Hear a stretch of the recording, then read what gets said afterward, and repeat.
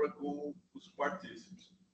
Eu queria agradecer a todos, dizer que essa é a 5ª reunião extraordinária do Grupo de Governança do PCBU e nós estamos gravando essa reunião para ficar nos arquivos aqui da municipalidade.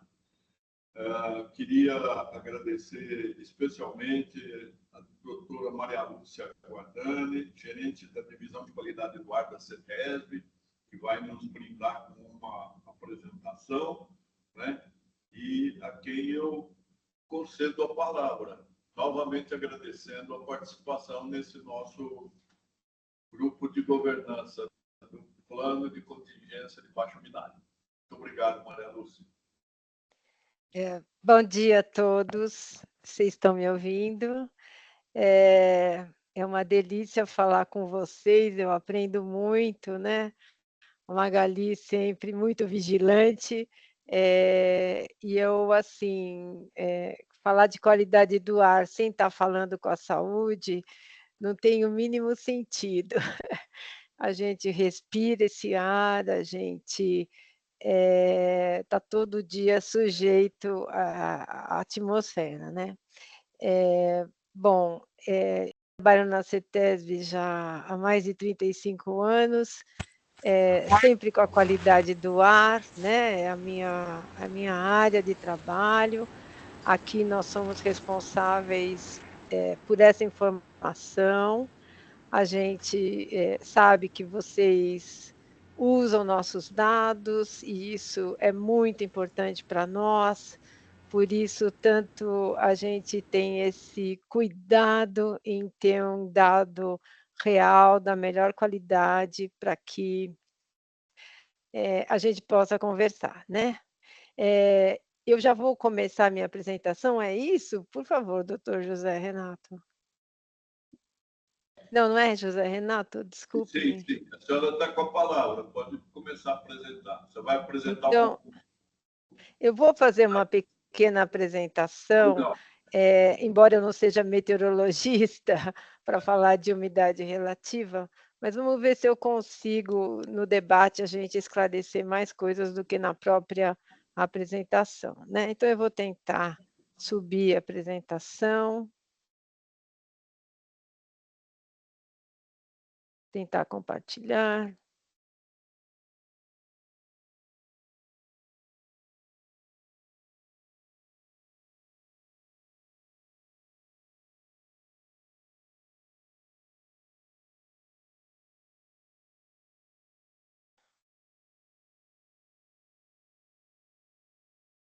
Está conseguindo, Maria Lúcia? Eu vou ver, por enquanto eu não estou conseguindo. Acho que agora foi. Vamos ver. Não, Deixa eu ver. Não, está subindo. Deixa eu ver o que está acontecendo.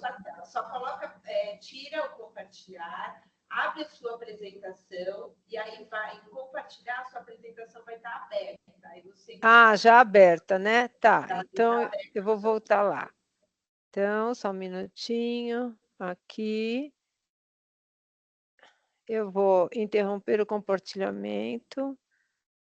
Vou em compartilhar, tela cheia. Aí eu já entro em compartilhar aqui. Janela, né? Essa aqui, compartilhar.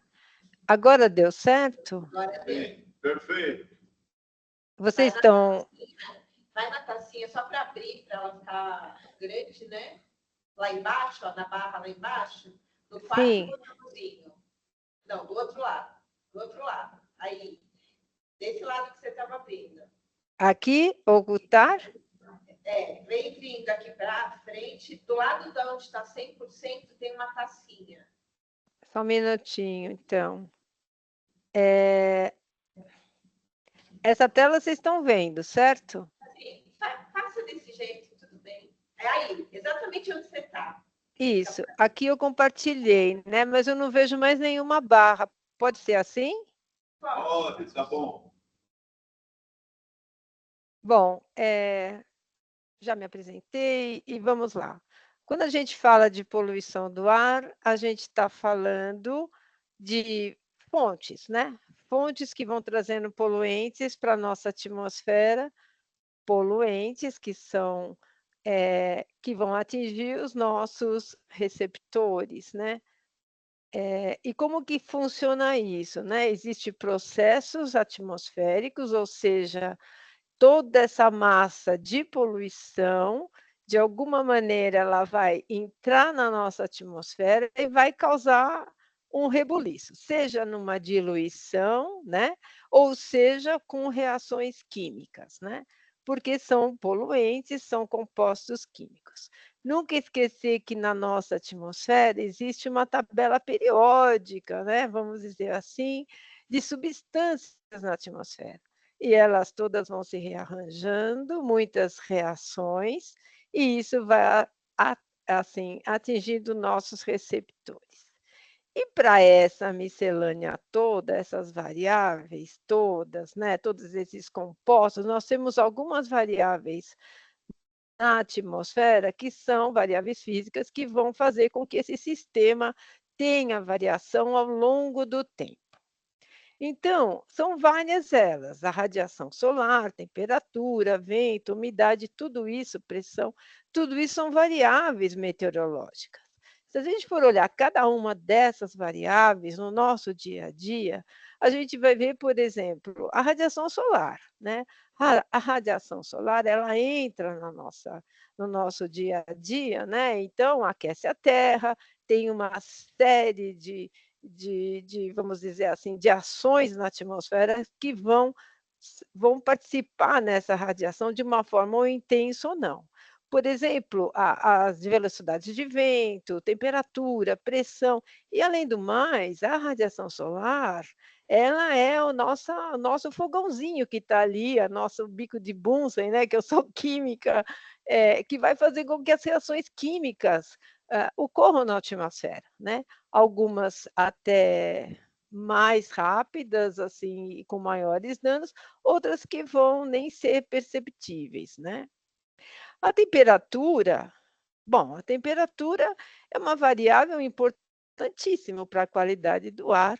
Por quê? Porque ela vai dizer a estabilidade da atmosfera. O que é essa estabilidade da atmosfera, né? Ao longo da atmosfera, a gente tem uma diminuição dessa temperatura, né? E isso faz com que os poluentes vão ficar ou mais diluídos, ou mais dispersos, ou não. Então, as variáveis de temperatura também relacionadas com a radiação, né? Porque esquentou, a temperatura sobe, tudo isso vai trazendo essa dinâmica na nossa atmosfera. Os ventos são sempre bem-vindos, né? Vamos falar do vento. O vento faz com que a gente tenha uma dispersão. Então, você imagina uma fonte, né? Vamos dizer, um mar industrial, e que está emitindo, que tem lá as suas chaminés e tal, e o vento faz com que um poluente que saia concentrado, o vento ajuda a dispersar. Às vezes traz complicações, né? Eu lembro o episódio lá em Ribeirão Preto. Ribeirão Preto, nós tivemos queimadas no ano passado, em agosto e setembro, e teve um dia extremamente onde foi o pico das queimadas, dos incêndios, né? Incêndios criminosos, e a nossa atmosfera, a nossa situação meteorológica era favoráveis à dispersão do poluente. Por quê? Porque havia um vento muito forte. A única coisa que a gente não sabia é que o vento ele atiça o fogo. Então, nós tivemos assim uma condição bem interessante. Os ventos eram propícios à dispersão de poluentes, mas também incentivaram o fogo, né?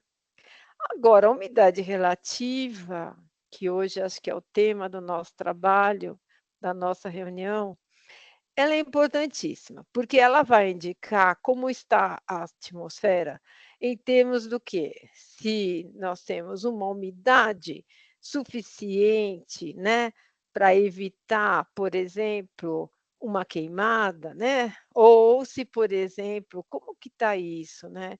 Associado ao vento, essa umidade relativa, quando ela é muito baixa, que acontece? O solo, tudo fica muito seco.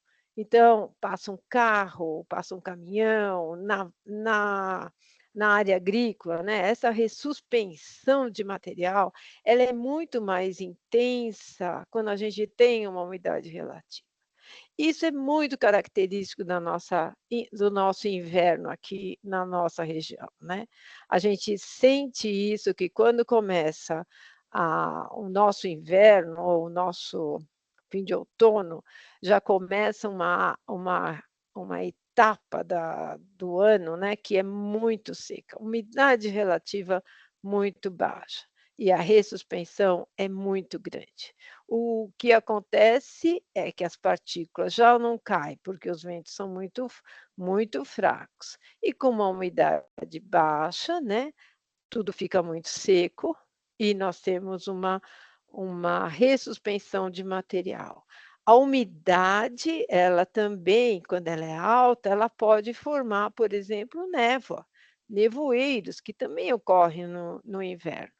Por quê? Por conta, por exemplo, com essa névoa, bloqueia a entrada de radiação de sol. Isso acontece no inverno, quando a gente tem a superfície da Terra muito fria, e quando começa a sair o sol até quebrar o nevoeiro, vamos falar assim, a Terra demora a esquentar. E isso forma uma inversão térmica, né, ou seja, não esquenta, o ar quente não sobe, é uma inversão, porque normalmente o ar quente tende a subir. E com isso, a camada de poluentes fica muito mais perto da atmosfera. Isso é um problema muito sério no inverno, né? Essas inversões térmicas. Precipitação é sempre bem-vinda, porque chove e lava a atmosfera, né?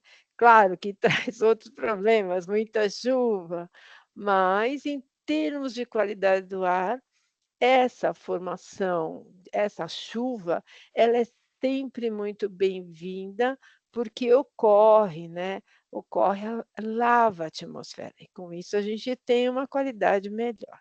A pressão, claro, ela vai variar também por conta de radiação, por conta de temperatura, e ela vai variar nos grandes sistemas, né, que a gente ouve os meteorologistas: "Ah, sistema de alta pressão, de baixa pressão", né.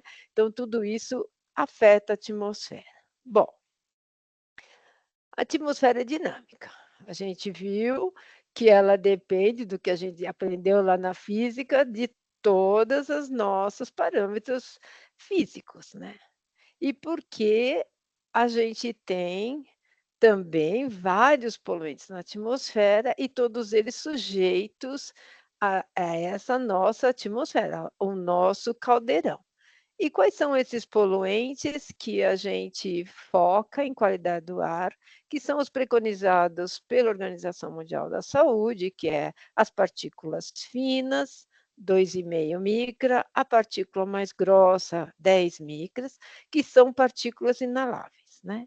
Então essas são as mais danosas, essas são as partículas que a gente acaba respirando, vai até alvéolos, no caso das partículas finas, e a gente realmente tem os maiores problemas de saúde, e principalmente na época de inverno, são as mais danosas. Monóxido de carbono emitido por veículos, né, o CO, que é um poluente que hoje a gente, não vê problemas na nossa atmosfera, hoje ele está bem equacionado. Dióxido de enxofre a gente encontra em área industrial, mais perto de indústria, por conta do combustível fóssil, onde temos, assim, maior concentração de caminhões por conta do diesel. Dióxido de nitrogênio, bom, o dióxido de nitrogênio também encontra-se no combustível, né, e esse dióxido de nitrogênio, o NO, e quando você tem uma queima drástica, nós temos 78% de nitrogênio na atmosfera, também acaba formando o dióxido de nitrogênio, que é um poluente importantíssimo, porque vem o ozônio na sequência, e o ozônio é um poluente que se forma aqui na área que a gente mora, que a gente respira, e ele ocorre da reação fotoquímica. Então aí entra a nossa radiação solar, né. Então na época de primavera, na época de verão, com sol intenso, E com esses precursores, que são dióxido de nitrogênio e orgânicos voláteis, né? Que não está aqui, mas eles estão em todos os lados, né? Esse caldeirão vai formar o ozônio, que é um poluente também preocupante, porque ele afeta a mucosa, então o sistema respiratório fica muito prejudicado, né? Ele acaba trazendo quadros de asma e outros problemas respiratórios. Bom, as fontes a gente classifica fontes móveis, fontes fixas, né? Fontes móveis, veículos, que é o grande, assim, o grande cenário de São Paulo, são fontes móveis, são veículos aqui da nossa cidade, e as fontes fixas ainda em alguns bairros, né? No caso de Capoava, ali em Santo André, a gente ainda tem um polo petroquímico mais relevante, mas assim, em termos de fontes fixas, na nossa cidade já são praticamente inexistentes, e as fontes móveis são os grandes precursores. E quando a gente fala em poluentes secundários, né, porque quando eu falo de uma fonte direta, estou falando de um poluente primário, né? Ele sai da chaminé, ele sai do escapamento. Os poluentes Oi? Você não está passando a apresentação. Está na primeira tela ainda. Eu não acredito. Peraí, por que será que aconteceu? Agora passou. Assim você vê? Sim. Ai, gente, me desculpa.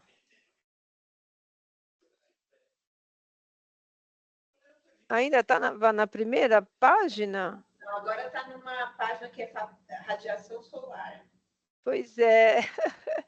Bom, depois eu passo a apresentação para vocês. Eu peço desculpa, porque eu não sei que modo eu coloquei aqui, que eu não consigo ver vocês também.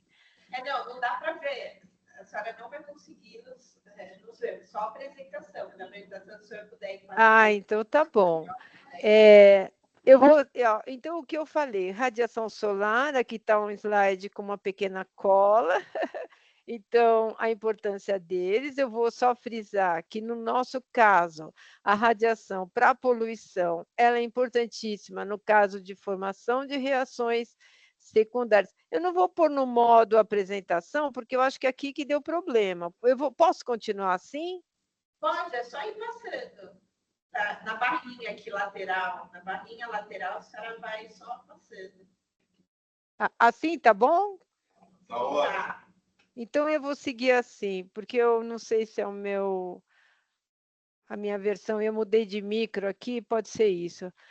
A temperatura também ela é importante, como eu falei, né? Principalmente por conta da camada de inversão, porque para nós é importantíssimo saber a camada do ar, né? Do ar que é mais perto das pessoas, como ele está misturando, como ele está se dissipando, né? Então, a temperatura ela vai, junto com a radiação, informar para a gente como estão essas variáveis ao longo de uma coluna, né? Ou seja, quanto ela vai se dispersar e quanto ela vai estar, assim, condições melhores de dispersar mesmo o poluente, né?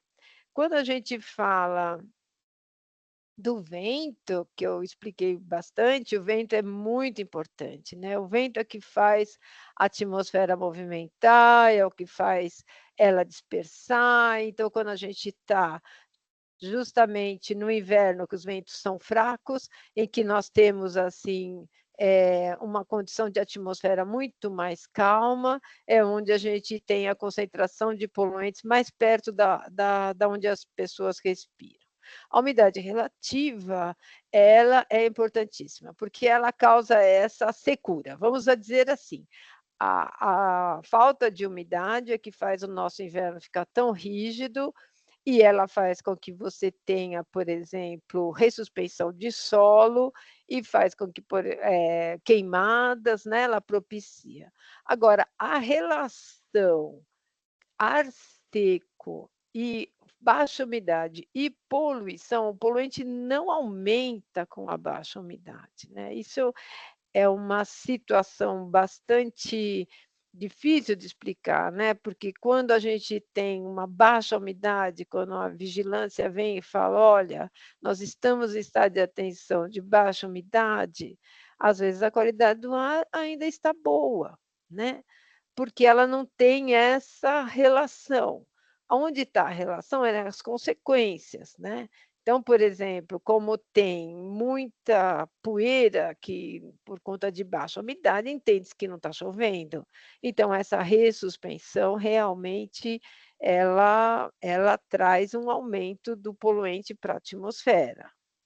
A precipitação, não precisamos nem focar muito, ela lava a atmosfera. A chuva realmente consegue fazer com que a qualidade do ar esteja do jeito que nós estamos vendo todo dia. Enquanto a praia está sofrendo, a qualidade do ar está ótima. Nós estamos já há 2 meses, né, com 3 meses, onde a gente só vê a qualidade do ar boa em todo o estado de São Paulo, porque a chuva acaba lavando, né, essa atmosfera. A pressão atmosférica, que também é uma variável pequena de um lugar para o outro, mas em termos de altas, assim, de pressão na atmosfera para na parte de espacial, a gente tem a movimentação das frentes. Os poluentes, como eu falei, a gente vai focar muito no material particulado 10, 2,5 e focar no ozônio, que são os maiores problemas aqui de São Paulo, né, que são as fontes móveis, que é da região metropolitana, uma big cidade, onde a gente tem uma frota gigantesca e todo dia nós temos uma massa de poluentes que vão para a atmosfera. Aqui acho que é onde a gente deu o alarme aí, são os poluentes secundários, né. Poluentes secundários são importantíssimos, porque, como eu falei, o ozônio ele se forma na atmosfera por reações fotoquímicas, então precisa da radiação e precisa de orgânicos voláteis. Onde estão esses orgânicos voláteis, né? Estão no nossos postos de gasolina, no combustível, no nosso tanque que está de gasolina que está nos nossos carros por aí estacionados ou andando. Nunca esquecer que um carro estacionado, ele também tem evaporação, que quando a gente vai abastecer um tanque no posto de gasolina, todo aquele ar que ocupava o tanque vazio vai para a atmosfera a hora que a gente enche e aquele ar está carregado de orgânicos voláteis. Então, vocês imaginam isso numa frota gigantesca, o sol está aí, nós temos todo dia óxidos de nitrogênio para essa reação e formam ozônio, né. A gente tem vários episódios de ozônio, episódios até em estado de atenção, com qualidade péssima, por conta desses orgânicos voláteis. Só para falar um pouquinho, quando a gente fala aqui de fontes primárias é relativamente fácil de controlar, né. O pessoal do controle, o pessoal que, né, de controle de fontes, tem uma série de mecanismos, de instrumentos e de formas, mudança de combustível, no caso dos veículos, filtros, e vai. Tanto é que a nossa frota aumentou gigantesca, por conta de toda a tecnologia veicular. Mas quando a gente fala de orgânicos voláteis não é fácil, porque você está atacando várias fontes ao mesmo tempo. Só para vocês terem uma ideia, quando a gente teve a pandemia, quando saíram os carros da rua, principalmente no primeiro mês, ali, final de março, abril, quando realmente tinha menos carros na rua, a concentração de ozônio aumentou. Como é que explica o ozônio aumenta e não ter carro na rua, né? E isso foi um problema mundial, não foi só aqui a nossa cidade, o nosso pedaço. Nós tivemos isso em todas as grandes metrópoles. Porque você vê, o carro ele emite óxidos de nitrogênio. E os óxidos de nitrogênio reagindo com COVs, né, como a gente vê aqui, com orgânicos voláteis, ele vai formar o ozônio. Na pandemia, nós tínhamos poucos óxidos de nitrogênio perto dos veículos. Os veículos estavam em casa. Mas nós tínhamos o suficiente para reagir e formar os coves. Hoje é muito estranho quando a gente ouve a notícia de que dentro do Parque de Ibirapuera, nos parques longe de via, as concentrações de ozônio são bem maiores do que, por exemplo, se eu estiver andando na calçada ali da Marginal, qualquer uma, né? Como é que se explica isso, né? Por que as nossas estações, vocês que usam nossos dados, que fazem as suas análises, por que nós não medimos ozônio perto de via, né? Nas nossas estações de via? Porque os óxidos o ozônio, quando ele vai perto dos veículos que emitem óxidos de nitrogênio, eles vão reagir e vai formar novamente NO2. Ou seja, o ozônio é consumido pelo próprio poluente que sai do veículo. Então, é uma reação bastante complexa, né? Agora, não é por isso que nós vamos praticar esporte ao longo das marginais. É melhor fazer dentro do parque na hora certa, quando a luz solar não é tão intensa, né? Essa é uma curiosidade e veja a dificuldade, vocês que são da área da saúde, como explicar isso para a população, que você tem várias calçadas com áreas de lazer no meio de avenidas. Ou seja, nós estamos ali praticando uma atividade física com o nosso nariz direto na fonte. Embora não tenha ozônio, mas é sempre bom fazer atividade física no parque, né?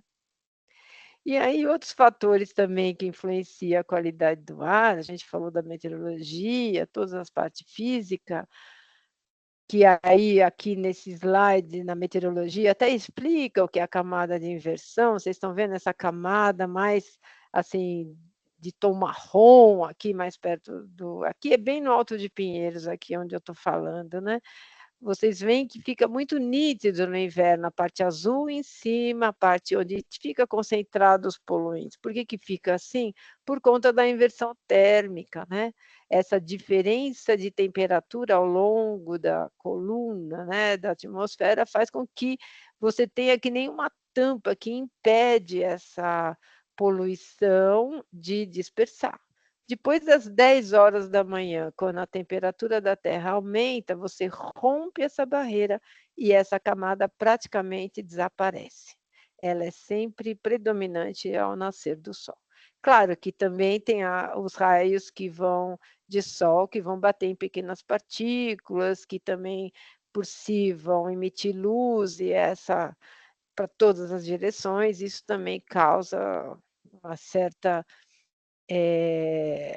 diferença aí no tom, mas é praticamente pequenas partículas de até menos de 2,5 micra que causa esse tom de marrom aqui na atmosfera. Aí quando a gente vê lá em Cubatão, aí a topografia, né? Quando foi formada Cubatão, todo mundo tinha ali um polo extraordinário para se ter, todo um polo industrial de São Paulo, né? Já vinha matéria-prima, o porto, e depois o escoar desses materiais para a serra, subindo a serra, né? Ou seja, isso era importantíssimo. Só que ninguém pensou na qualidade do ar, que o vento predominante nessa região vem da praia jogando na serra, e esses poluentes, muitos deles, assim, que afetavam a vegetação, no caso do fluoreto, porque tinha na época, acho que tinha umas 7 indústrias de fertilizantes que emitem fluoretos nos seus processos, e aí isso foi fazendo com que essas plantas acabavam desfolhando e a serra quase que começou a cair, né? Isso assim, falando assim um pouquinho sempre das questões meteorológicas, né? Bom, e aí, para tudo isso, a gente tem a resolução CONAMA agora novíssima, né? de 2024, que passou a vigorar agora a partir de janeiro, onde a gente tem as concentrações, no caso do P2 aqui, onde é o nosso padrão administrativo, onde a gente tem para cada poluente os valores de lei, né, para 24 horas e valor anual, né? O que significa essa referência anual e 24 horas. 24 horas são os padrões de curto prazo. São os valores de 24 horas que a gente vai divulgar para a população como está a qualidade do ar em termos de qualidade boa, moderada, ruim ou muito ruim, segundo os valores preconizados pela Organização Mundial da Saúde. Hoje ainda esses valores são em relação ao OMS de 2005. O guia do MMA, né, do Ministério, contendo os novos valores já baseados em 2021, já vai sair no final do ano. Então, hoje, a gente ainda está na escala de cores baseados nos valores de 2005, ou seja, quando tivermos, vou dar um exemplo, a qualidade de material particulado, que é 45... Alô? Tá tudo bem? É que tinha o microfone aberto, mas já fechou. Posso continuar? Pode. Então, quando a gente tem os valores da OMS aqui, já desse P final, que é padrão final, esses valores nessa linha são os valores da OMS de 2021, né? Quando a gente vê o P4 aqui, são os valores do OMS de 2025. O valor de 24 horas para particulado aqui, 50, e material de particulado fino, 25. O que significa, por exemplo, a qualidade do ar, quando ela é boa, ela está dentro desses valores, né? Então, eu acho que a gente foca, assim, a qualidade do ar, que é divulgada para a população nos relógios de ruas de São Paulo, nos nossos sites, no nosso aplicativo, é sempre em relação ao que a gente determinou como padrão final. Hoje, ele é ainda sobre a OMS 2005, mas até o final do ano, o ano que vem, com certeza, já teremos os valores em relação ao OMS 2016. Maria Lúcia, só pedir para acelerar um pouquinho, porque tem mais 5 minutos. Então, só um minutinho que eu não ouvi direito. Deixa eu ver por quê. Está me ouvindo? Só um minuto. Agora sim, estou ouvindo. Não, só pedir para você acelerar um pouquinho, porque a gente tem mais 5 minutos. Ah, ótimo, obrigada. Bom, aqui são as formas que a gente mede. Então, nós temos analisadores automáticos, estações fixas e móveis, e aqui a nossa central de medição. Nós temos também uma rede manual, que também faz os poluentes, alguns já por série histórica, no caso do PTS, no caso de outros poluentes, como fumaça, mas a gente tem uma rede bastante extensa, onde são poluentes que a gente não faz na rede automática. Bom, só para imaginar como está a poluição do ar ao longo do tempo, a gente vê que desde 93 nós tínhamos na região metropolitana para PM10 concentrações na faixa de 93 microgramas por metro cúbico, e hoje nós estamos com 3 vezes menos. Tudo isso por conta dos programas PROCONV, PROMOTE, que faz com que a poluição diminua. Ou seja, o mais importante para a melhoria da qualidade do ar são os programas. Como a gente vê no interior, as partículas inaláveis também têm um papel fundamental, principalmente nessa linha aqui, mais perto já do 100, né, muito elevada, que é a área das cerâmicas em Santa Gertrudes, né, que tem realmente um maior problema de poluição. Quando a gente vai para a partícula 2,5, tem uma série histórica menor, mas a gente vê que é muito mais difícil você ver uma tendência de diminuição como foi a partícula 10. ela é muito mais danosa e ela está aqui, se o padrão é 17, nós estamos realmente precisando fazer a lição de casa para esse poluente, né? No caso do interior, embora também muito mais nova, a gente tem o mesmo perfil, né? Bom, tudo isso para dizer que a qualidade do ar, ela afeta a saúde e a gente divulga no nosso site quais são esses efeitos para a saúde. Quando a gente fala de concentrações maiores, que hoje é o que a gente está debatendo, mudança desses valores, a gente vai ver que os episódios críticos, que são realmente quando ele está na situação de qualidade do ar péssima, né?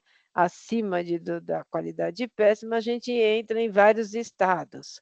Então, a gente tem um estado de atenção, alerta, emergência, onde cada um de um estado você vai alertar ou vai informar a população o que deve fazer numa situação de grande concentração. No caso de Cubatão, como eu estava explicando o efeito da serra, nessa foto vocês conseguem olhar, existia na época vários dias com estado de atenção e de emergência. Veja que a concentração é altíssima, né? Chegava a 420 microgramas por metro cúbico, a 500 no estado de emergência, né? E hoje nós tivemos, em 2023, apenas um estado de atenção em Cubatão. Isso demonstra que, quando a gente está falando de fontes, é muito mais tranquilo de você ter uma ação, né? E só para focar, eu apresentei isso naquela reunião do Vigiar, que realmente tinha acabado de acontecer, os incêndios no estado de São Paulo. Incêndios criminosos, onde nós tivemos, num único dia, assim, em termos assim, foram pontuais, né? Concentrações e níveis de emergência em São José do Rio Preto, Catanduva e Ribeirão. E o que aconteceu foram esses focos de queimadas que vieram ao longo do mês e muito característico por conta que nós tínhamos baixa umidade e muita seca. E o que acontece ao longo das estradas? Quando a gente olha essa foto, que 2023 para 2024, é nítido que existiu um aumento considerável de incêndios. Isso só estou falando do mês de agosto a setembro. Se vocês olharem, nós tivemos 727 focos, né, segundo o INPE, enquanto que 2024, nesse mês, 6.134. É quase 8 vezes mais o número de incêndios de um ano para o outro. Foi uma situação que nós nunca tínhamos enfrentado, ou seja, concentrações em cidades como Ribeirão Preto, que chegaram a estado de emergência. Nós tínhamos uma ação do governo do estado sobre a crise, e era estado de emergência pelas queimadas. Mas a baixa umidade e concentração, tirando o problema que foge da nossa, né, do nosso controle, porque as queimadas, elas são proibidas, mas uma ponta de cigarro na beira da estrada, a gente todo ano observa incêndios perto de estrada. E isso afeta a qualidade do ar. Só para vocês terem uma ideia, aqui eu fiz pegando todas as nossas estações na região metropolitana, e agosto e setembro, vocês conseguem observar aqui nesse quadro de cores, no dia 17 e 18, concentrações até de péssima na região de Parelheiros. Como eu disse, a nossa cidade é de se esperar todo dia a mesma concentração de poluentes emitidos por veículos. A frota não muda. O que muda são condições climáticas, que pode ter mais poluentes no inverno e menos no verão. Só que aqui, além dos poluentes de veículos, teve realmente um incremento de queimadas na nossa região. E se vocês olharem em setembro, esse aumento significativo, aqui não é só de poluente primário, aqui também tem o poluente secundário, ou seja, todos os episódios que nós tivemos com qualidade muito ruim nesses 2 meses. E se a gente for olhar o interior ele é assim, sempre é uma característica, ele sempre tem maior concentração de partículas, até partícula 10, por conta da atividade econômica, né, eles têm muita parte, de economia agrícola, então muitos caminhões, muito transporte, mas para nós aqui ficou muito claro, absolutamente aqui na linha de Ribeirão Preto. Vejam como essa cidade realmente sofreu muito, teve até uma péssima aqui no dia 25, para vocês verem como é o quadro dessa situação por dia, né? Como que fica a qualidade do ar. Bom, para terminar, o que aconteceu, né? Foi baixa pluviosidade, ou seja, os meses de inverno não chove e ele faz com que essa umidade relativa do ar muito baixa favorece, né, favorece incêndios criminosos, né. Tivemos também temperaturas muito elevadas, né, para essa época do ano, e isso fez com que ocorresse esses focos de incêndio. Acho que é isso. Pessoal, se vocês tiverem alguma pergunta, eu peço desculpa, fui falando. Foi muito bom, Maria Lúcia, parabéns. Foi muito esclarecedor e nos mostra, né, que a questão é bem complexa, não é só pensar em áreas verdes, não é? Então, essa questão de Parelheiros ter sido um lugar mais afetado do que a região que não tem árvore, né? É impressionante.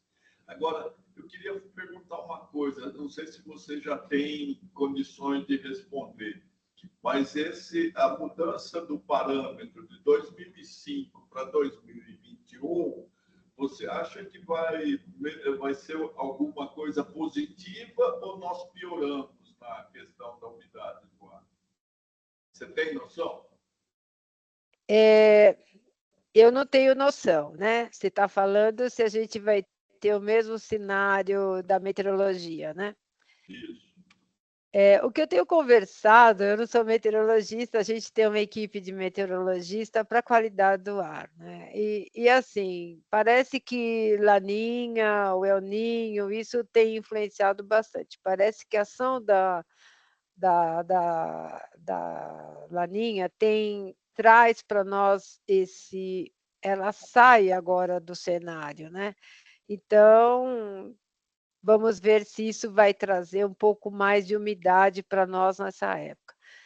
Nós também estamos muito assim impressionados com o que aconteceu o ano passado, porque um cenário que a gente estava... Eu mostrei aquele slide que a gente tinha uma concentração alta de poluentes lá, que hoje é 3 vezes menor na década de 80, e isso era o cenário. A gente tinha um cenário de poluição, mas era uma poluição por conta das atividades da cidade, ainda se tinha indústria aqui na cidade, poucas, mas ainda tinha, e os veículos eram a fonte de emissão. E agora a gente está acostumado a trabalhar com fontes, né? E hoje você tem um cenário que ele vem de uma maneira que deixou o estado inteiro queimando, vamos dizer assim. No interior é muito comum ter incêndios, né? Ter queimadas.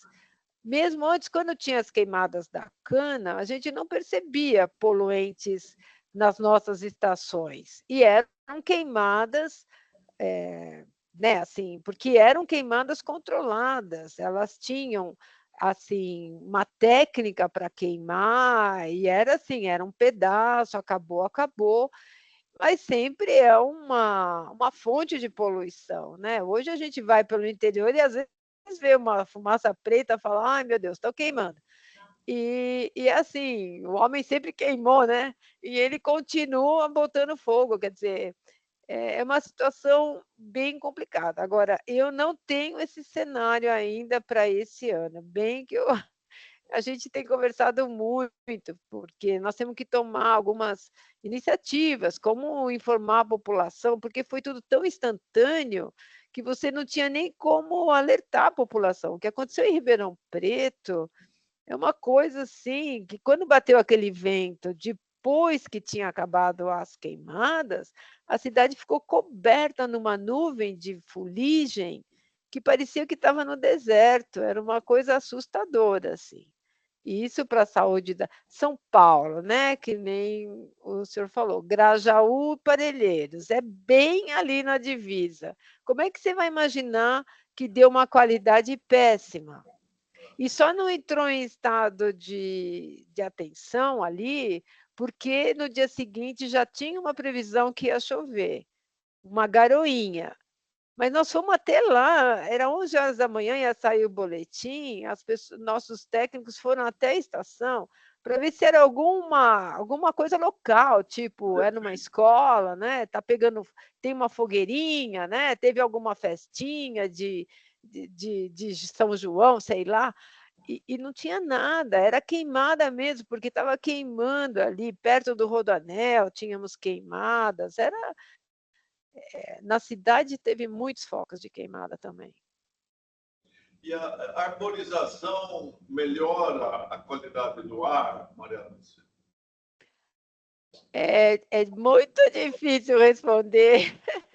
A arborização é sempre bem-vinda, porque ela mantém a umidade do ar, né? Mas ela não retira poluente do ar. A árvore não é um absorvedor de poluentes, mas ela mantém uma umidade relativa, né? Pela própria característica de folhas e segurar água, é importantíssima, mas ela traz o conforto térmico, né?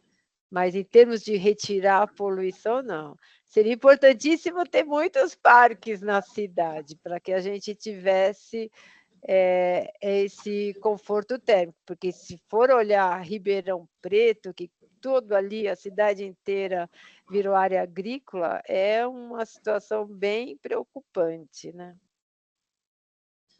Alguém mais quer fazer alguma pergunta? Não? Então, eu queria te agradecer muito, Maria Lúcia. Obrigada aí pela colaboração, apresentação maravilhosa, que certamente colaborou demais aqui para o nosso plano de contingência de baixa umidade. Obrigada. Eu que agradeço, e se vocês tiverem alguma novidade para ajudar a gente a informar a população sobre a qualidade do ar, o que fazer, porque nós precisamos de parceiros.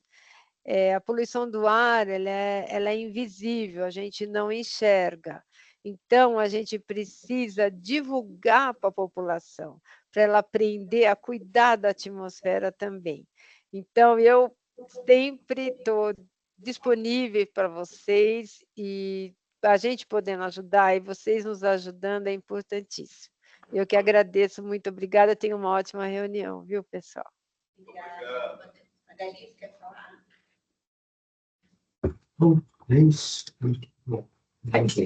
Oi, tá me ouvindo? Sim, sim. Na verdade, queria agradecer a Maria Lúcia também, porque ela é uma parceira aqui da vigilância, a gente sempre pode contar com ela e com saberes, né, da Maria Lúcia, e assim, uma parceria ótima. E aí, só falar que a gente usa os dados, né, da CETESB, a gente já até fez a apresentação com a Maria Lúcia, a gente tem o nosso boletim mensal, e a gente disponibiliza esse boletim mensal do programa Vigiar mensalmente no nosso site. Então, a gente disponibiliza para toda a nossa rede. Lá tem os dados de saúde das unidades Sentinela e os dados da CETESB também, de temperatura, tá? Então, a gente divulga sempre o máximo que a gente pode aqui também. Obrigada. Obrigada eu, Magali. Maria Lúcia, nossa equipe vai entrar em contato com você, porque a gente também quer esses dados para divulgar no site aqui da Seclima, que é bem importante. Desculpa, não escutei. Nossa equipe também vai entrar em contato com você, porque para a gente é bem importante também para divulgar no site da Sequina. Ah, ótimo, isso mesmo. Vamos fazer uma grande rede. Ótimo, pode contar comigo, viu? Obrigada. Obrigada, viu? 10 minutinhos, queria perguntar para o inspetor, vice-inspetor Rodrigues, se vocês têm alguma coisa que aconteceu nesse período aí de um mês, que vocês querem apresentar. Bom dia a todos. Não, nós continuamos com o nosso trabalho de campo apenas, só dando assistência a todos que estão precisando, tá? Mas não fizemos nenhuma outra ação a não ser essa de campo mesmo. Só para colocar aqui, em maio, né, começa o nosso plano de fato, né, a gente deu uma adiantada aí por conta da baixa umidade que vivemos nesse período que não era para acontecer, mas aconteceu. Mas a partir de março a gente começa a trabalhar a publicação do plano e a partir de maio o plano em si. Então, acho que nesse momento é que, de fato, a gente vai ter mais coisa aí para apresentar. Mas pergunto para o CGE, para a Bruna, para o Michel, se vocês querem apresentar algo.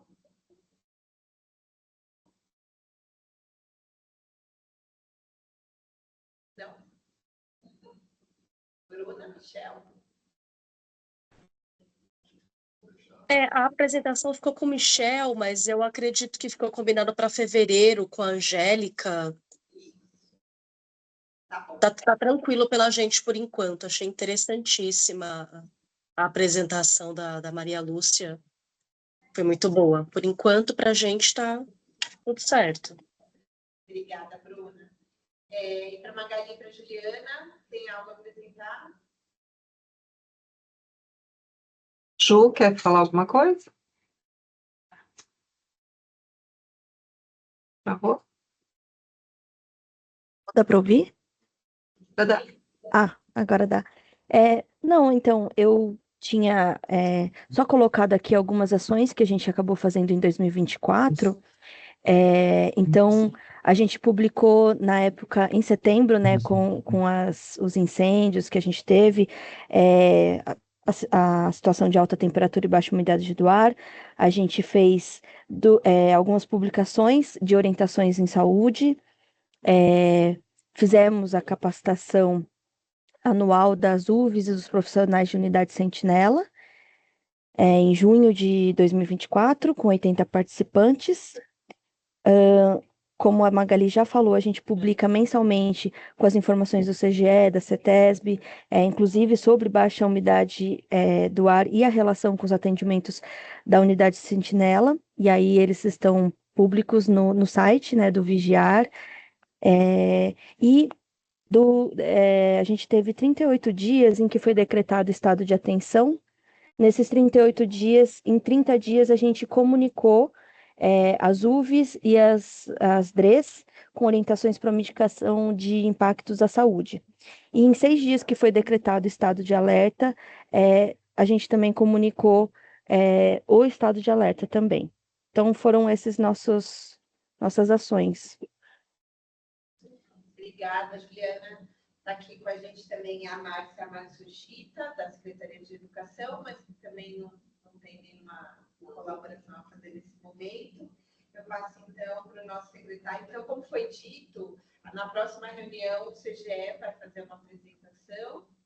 E se alguém tiver alguma ideia também, por favor, manda para a Angélica, a gente vai incluindo na pauta. E passo agora para o nosso secretário, Renato Narinho, para as considerações finais.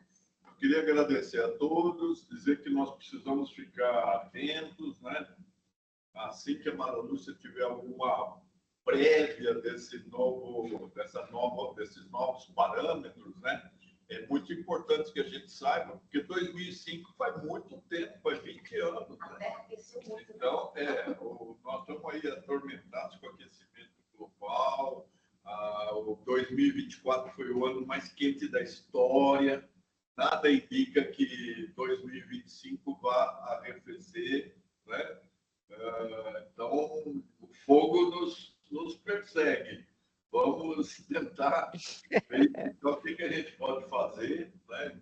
ficar alertas, porque no final nós estamos cuidando disso tudo para assegurar a qualidade de vida. Nós estamos pensando nas pessoas, né? Não é só nas árvores, no ar, na água, na atmosfera, mas é uma questão de subsistência, de sobrevivência da humanidade, né?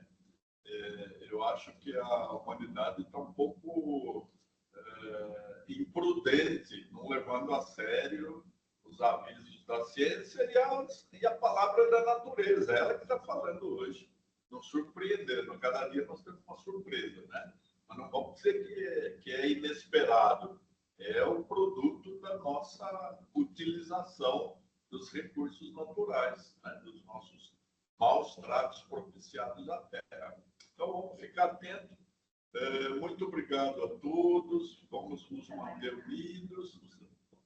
Quem é Renata Campos Lara, que a gente não tinha o nome dela? É da Covisa, é daqui, da SMS.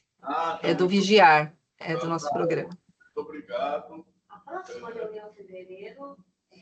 Fevereiro, nós temos uma reunião de data? Segunda, terça-feira, né? Segunda, terça-feira de fevereiro, com a educação, então, que vai falar. Não, CGE. O CGE, que vai falar. 11 de fevereiro. Então, muito obrigado a todos. Estamos sempre às ordens aqui na Seclima, em plantão permanente, 24 horas por 7 dias, por 31 dias do mês. E muito obrigado a todos. Bom dia, boa tarde. Obrigada. Bom dia. Boa tarde. Bom dia. Ótima semana. Obrigada. Tchau, tchau. Bom dia. Tchau, tchau. Até a próxima.